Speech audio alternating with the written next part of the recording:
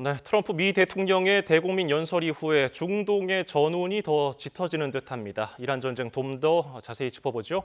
백승훈 한국외대 중동연구소 전임연구원과 함께합니다. 어서 오십시오. 네, 안녕하십니까.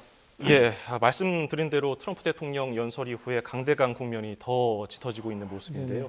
지금 이란 전쟁이 개전된 이후에 처음으로 미국 전투기가, 그것도 주력 전투기가 격추됐다는 소식이 들려왔는데 트럼프 대통령 그동안 뭐 이란의 방공망은 거의 마비됐고 미군의 역할 그리고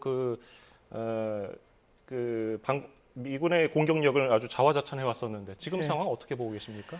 뭐 트럼프 대통령이 다 틀린 소리를 한 거는 아니라고 봅니다. 왜냐하면 지금 이란의 그 방공망은 거의 형해가 된 건 사실인데요. 지금 이제 군사 작전의 성격이 좀 바뀌어서 지금 미군이 이제 그걸 따라가기를 좀 힘들어하는 걸로 보입니다. 왜냐하면 지금은 이제 그 목표 타겟을 다 이제 때려서요. 이제 지금 하고 있는 것은 A-10, 그러니까 A-10 폭격기와 뭐 F-15를 이용하고 있는데 저고도로 나르면서 소위 말해서 그 모기함대라든지 이동하는 미사일 방공망이라든지 이런 것들을 지금 타격하고 있거든요.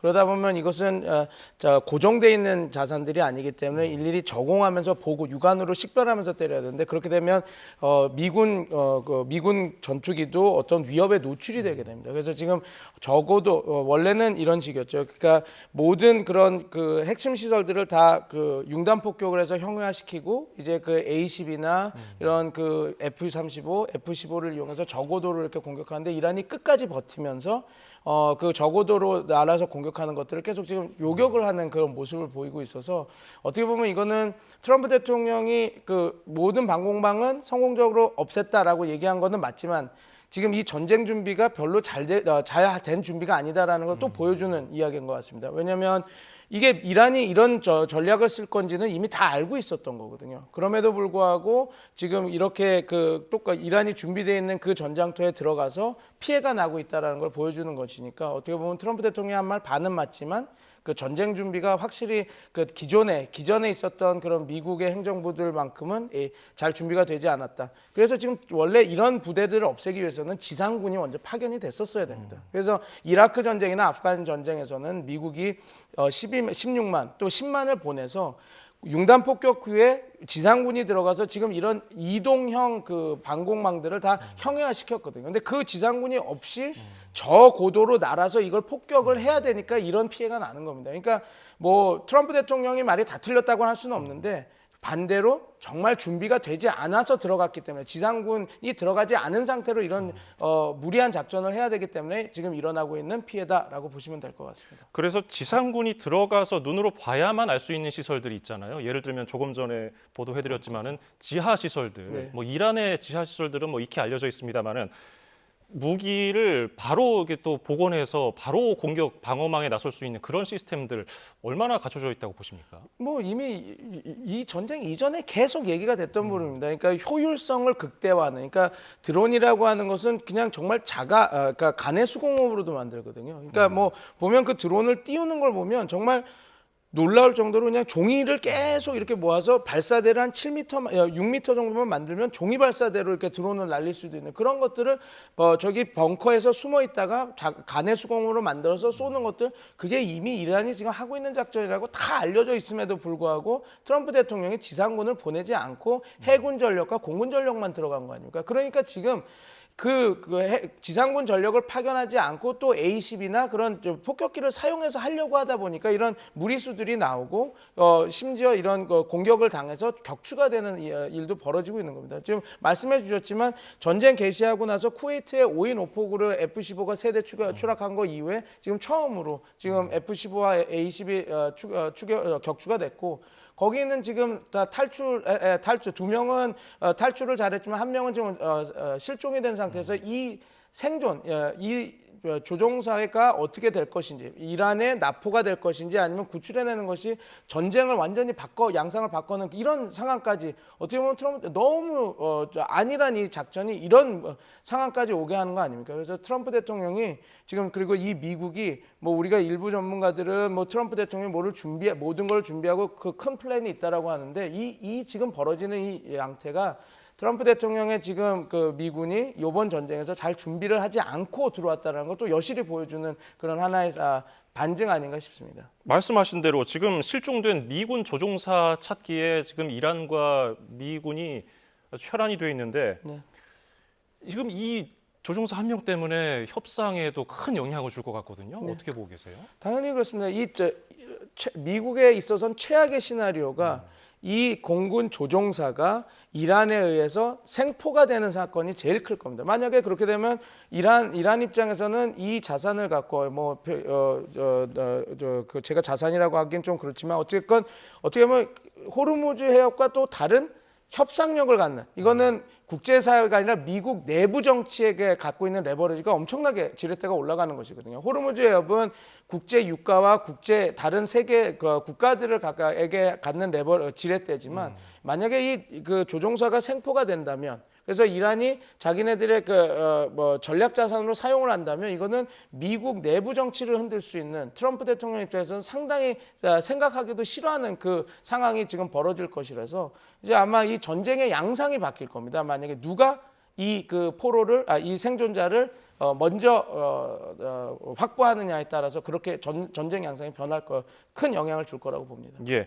지금 계속해서 저희가 그림도 보여드리고 있는데 미군 헬기들이 이 실종된 조종사 찾으려고 아주 낮게 비행을 하고 있습니다. 거기에다가 지금 이란인들이 소총도 쏘고 지금 헬기에다가 공격을 가하고 있는데 지금 어디쯤에 떨어졌을까? 그 섬 사이라고 하던데요. 어디입니까? 네, 지금 캐슘 섬이라고 다 생각하고 있는데 캐슘 섬 우리가 트럼프 대통령이 아마 지상군 작전을 하면 7개의 섬에 대한 공격을 할 거라고 생각하지 않았습니까? 예. 그런데 이제 호르무즈 해협을 이렇게 들어가면 돌고래 모양으로 이렇게 길게 거 있는 섬이 있습니다. 그게 캐슘 섬인데 그 캐슘 섬과 핸섬 섬 그 사이에 지금 조종사가 추락을 했다라고 그러는데 그 조종사가 어디에 있는지는 아직 지금 확보가 안 되는 상황이다. 그렇게 보시면 될 것 같습니다.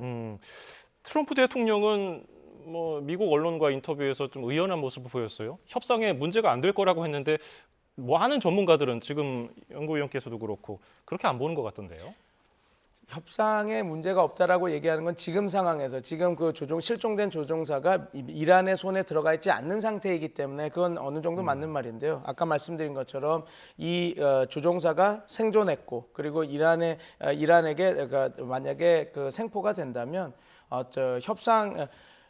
지금 미국 내부 정치에 있어서는 또 다른 그러니까 석유값 유가 4달러 그거를 넘어서서 또 다른 이제 트럼프 대통령이 이 전쟁은 다 내 통제 안에 있다라고 하는 것이 그렇지 않다. 그래서 심지어 우리 미군 자산도 그 공군 그 파일럿 자산도 잡혀가 있다라고 되는 거기 때문에 트럼프 대통령 입장에서는 이게 상당히 정치적으로 압박이 되는 것이기 때문에 협상이 그냥 잘 되고 있다라고 이야기하기가 쉽지 않을 겁니다. 이란에서는 언론을 통해서 방송을 통해서 징집 캠페인도 하지만은 미군 전투기 조종사를 찾으면 큰 상금을 주겠다면서 홍보를 하고 있잖아요. 네. 이란 국민들이 이에 실제로 동조하고 이렇게 찾아 나설 가능성도 있는 겁니까? 지금 이렇게 생각합니다. 아마 그 조종사가 어디 민간 집이나 민간 거기에 들어가 있을 때 신고를 해서 빨리 잡을 수 있게 이렇게 만드는 그런 하나의 장치라고 보시면 될 것 같습니다. 예.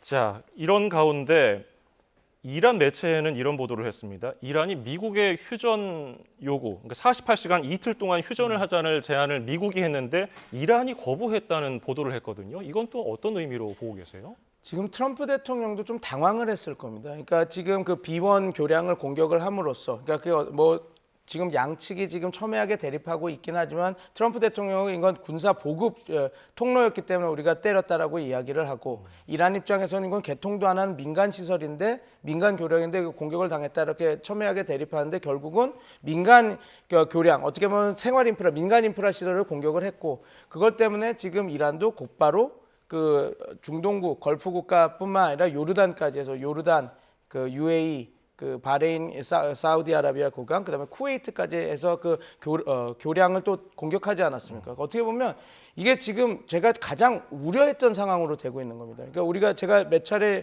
방송에 나와서도 양측이 통제된 벼랑 끝 전략을 쓰고 있다. 그러니까 정말 정말 레드라인, 정말 위험한 부분까지 공격을 때리고 있는데 통제된 상황에서 하고 있다라는데 그걸 또 한 차원 넘어가서 이제 그럼 민간 시설, 민간 생활 인프라 시설까지 공격을 하기 시작했거든요. 그러면 이게 가장 큰 문제가 이렇게 해서 감정적으로 이제 민간인 시설까지 때리기 시작하면 이제 결국은 전쟁은 다른 차원으로 통제가 되지 않는 차원으로 넘어가는 상황인데 트럼프 대통령도 본인도 이걸 느낄 겁니다. 그래서 이렇게 계속 열전이 돼서 자 다마반드라고 하는 그 전력 시설도 때리고 이렇게 되면 그리고 당연히 이란도 주변의 전력 시설, 담수화 시설까지 공격을 해서 정말 생존, 생활 인프라로 되면 이건 전쟁이 이제 통제를 벗어나는 상황이 돼버리거든요. 그렇기 때문에 이 열전이 되고 있는 것을 트럼프 대통령이 그 48시간 조금 식히자라고 해서 휴전을 제안한 건데, 근데 문제는 이겁니다.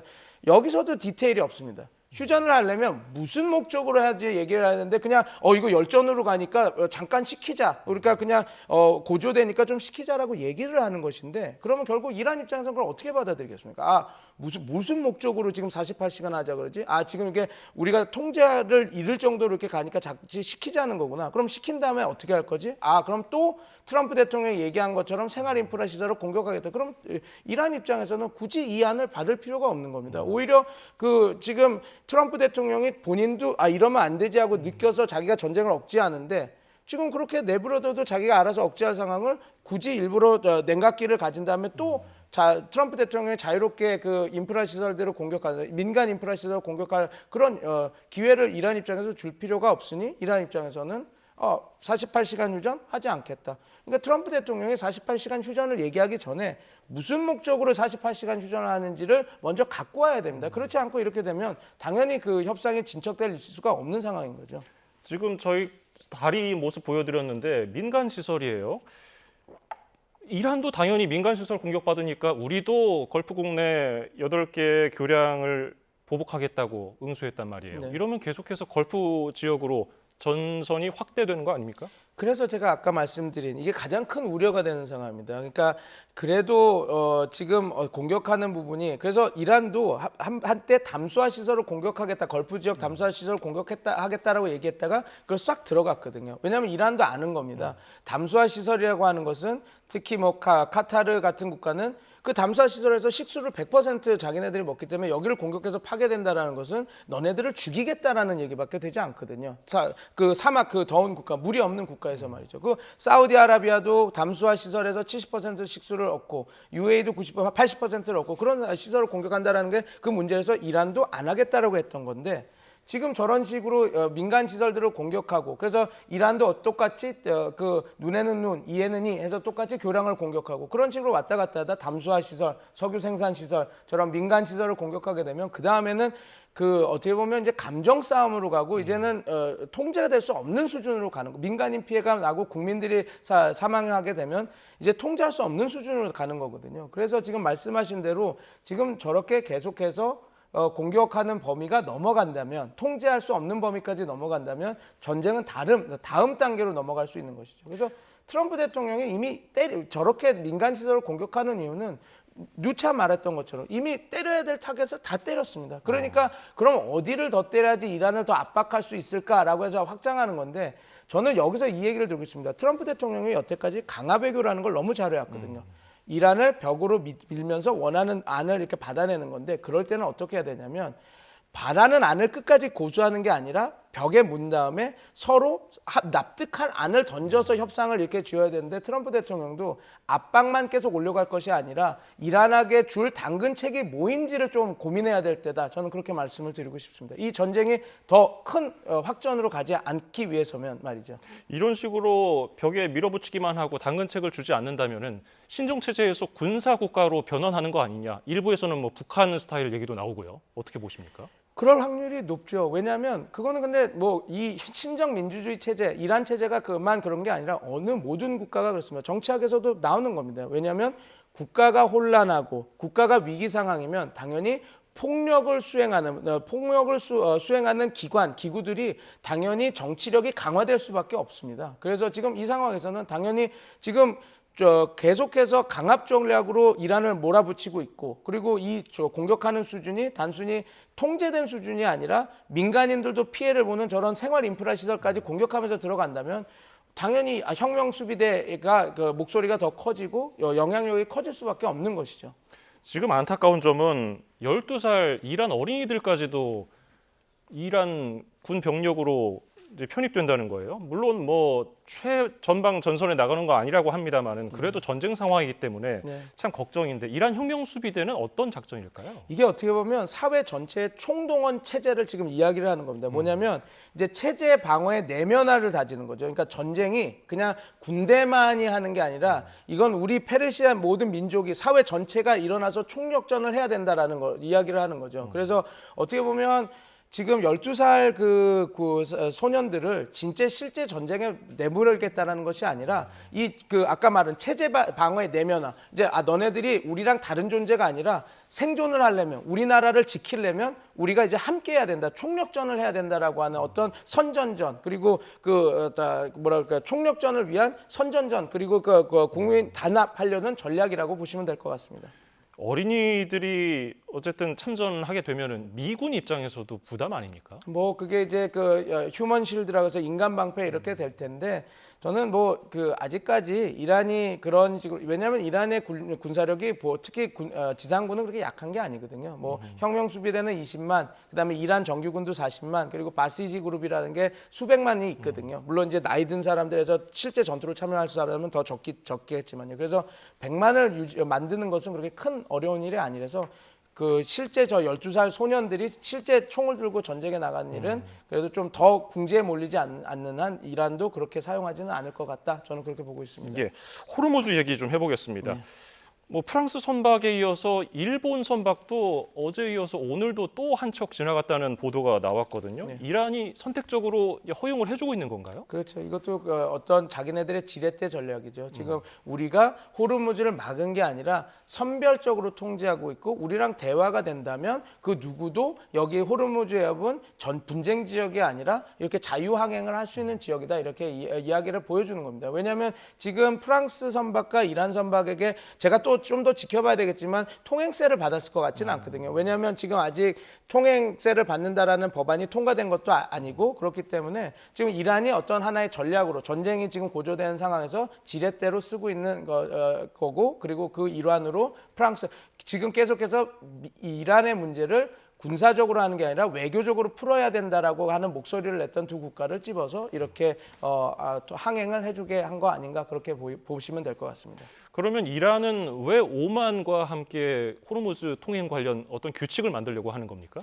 오만이라고 하는 나라가 지금 호르무즈 영해권 거기에서 UAE 그다음에 이란 그리고 오만이 가장 오래된 나라고 그 지역을 갖고 있는 나라거든요. 지금 UAE하고 이란은 완전히 지금 극렬히 대립한 상황이라서 이야기를 할 수 없는 상황인데 오만과 이란은 항상 사이가 계속 그래도 나쁜 상황에서도 서로 이제 소통이 됐던 나라니까 우리 다 아시는 것처럼 요번에도 제네바에서 벌어졌던 핵 협상도 오만이 중재를 했고 그다음에 처음 오바마 대통령에서 했었던 포괄적 핵 합의 JCPOA도 오만에서 이렇게 중재자가 해서 했던 거라서 그 두 국가가 호르무즈 해협의 자기네들이 영유권을 주장할 수 있는 나라는 뭐 트럼프 대통령은 자기라고 하는데 절대 영유권을 주장할 수 없고요. 근데 영유권을 주장할 수 있는 나라는 오만, UAE, 그다음에 이란이기 때문에 근데 지금 UAE는 참여하고 그런 입장이 아니기 때문에 오만과 이란이 이런 이야기를 하고 있다라고 보시면 될 것 같습니다. 지금 전쟁 초반부터 파키스탄이 중재국 역할을 하려고 했었고 튀르키예, 이집트 얘기도 나오는데 잘 안 되고 있어요. 오만은 그런 역할을 이번에도 할 수 있을까요?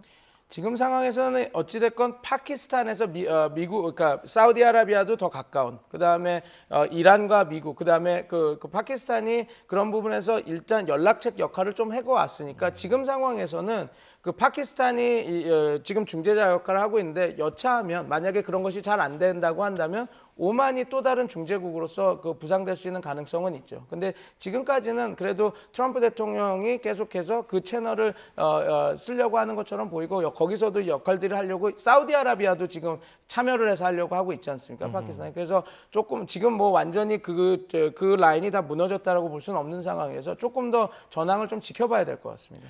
지금 상황이 협상에서 우위를 점하려는 마지막 강경 모드인지 앞으로 2, 3주 어떻게 전망하고 계세요? 지금 이 상황에 저도 지금 답답합니다. 그러니까 지금 양측이 계속해서 정말 우리가 선정했던 제가 생각했던 레드라인을 넘어서 지금 조마조마하게 공격을 하고 있거든요. 근데 다행히 이란이 눈에는 눈, 이에는 이 정도만 하고 있습니다. 그러니까 교량을 맞으면 교량을 공격하고 이런 수준이라서 그래도 마지막 신랄 같은 어떤 통제된 벼랑 끝 전략들을 쓰고 있는데 과연 이 상황에서 제가 아까 전에 말씀드린 것처럼 트럼프 대통령이 휴전을 지금 다급했기 때문에 48시간 휴전안을 던진 겁니다. 그러면 저는 이건 용기라고 봅니다. 뭐 트럼프 대통령이 나름 그러면 용기를 조금 더 내셔서 48시간 휴전을 던질 때 그러면 이란이 협상에 나올 수 있는 당근책도 같이 던지면 어떤 일들이 벌어질 것 같은데 지금 상황에서는 제가 어떻게 진행될지는 모르겠습니다. 근데 미국 입장에서도 이렇게 어떤 당근책을 던지지 않고 계속 강대강을 간다면 지금 다마반드 전력시설, 자기네들이 때리겠다라고 하는 시설밖에 공격하는 게 남아있지 않거든요. 근데 그 카드를 쓰는 순간 이란도 당연히 석유 생산 시설과 전력 시설을 때릴 것이고 그렇게 되면 전쟁은 또 다른 차원의 전로 확전이 될 거기 때문에 트럼프 대통령이 진정한 의미에서 출구 전략을 써서 요번에 안정화 국면을 하고 중국과의 정상회담을 5월 14일, 15일 하려고 한다면 요번 48시간 휴전안을 던진 용기를 조금 더 넣어내서 좀 더 이란이 받을 수 있는 이란이 그래도 혹할 수 있는 당근책도 같이 제시해 주시길 그게 제가 볼 때는 유일한 이 전쟁을 조금 줄일 수 있는 길입니다. 뭐 좋든 싫든 트럼프 대통령이 이 전쟁의 키를 쥐고 있는 것은 사실입니다. 왜냐하면 트럼프 대통령의 미국이 어떤 당근책을 제시할 수 있느냐에 따라서 협상이 이루어질 수 있느냐 없느냐가 결정될 수 있어서 그렇게 저는 분석하고 있습니다. 예, 오늘 도움 말씀은 여기서 줄이죠. 백승훈 한국외대 중동연구소 전임연구위원이었습니다. 고맙습니다. 감사합니다.